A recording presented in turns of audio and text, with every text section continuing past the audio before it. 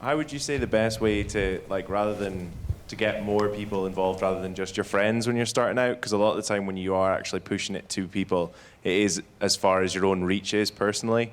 So what would you say the best way would be to get people that you have never met before to like and engage in your music?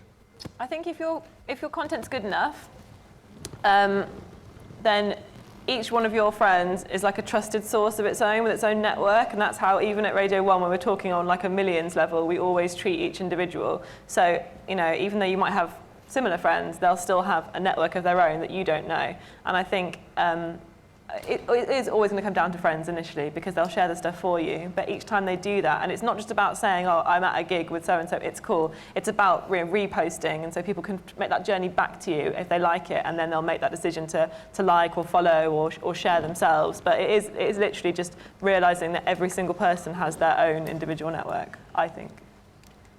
I think gig lots and lots and lots. I think there's so much value in performing live because obviously you can get a feel of how good someone is on YouTube, but you can, you know, an artist can sit there with all their garage band and tune stuff. There's nothing like seeing somebody live who is fantastic.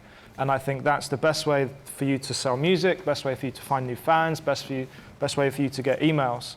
But you know, if you're completely scared of the stage, there's things like, you know, like Facebook adverts, which obviously you have to pay for, but you can then say, you know, I sound like Ben Howard maybe, I'm going to pay £10 for a week and target all of his fans and put a YouTube link up. And that's one way that you can gain, you know, thousands of impressions, and people can maybe find your music for a very, very small fee.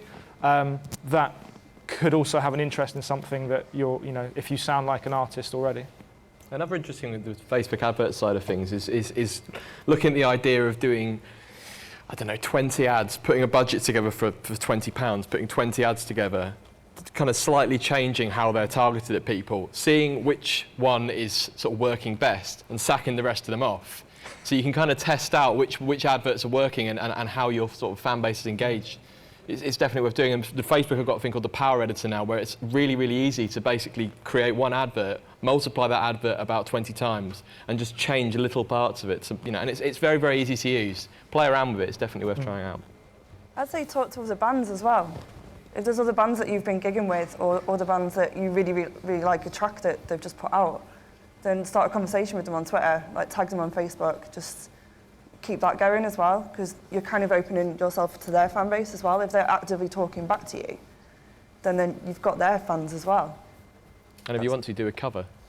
Do a cover! And even at a local level, like hooking up with other artists, if you maybe do a track together or get a guest vocalist or something, then that's you basically bringing all their fans into what you're doing.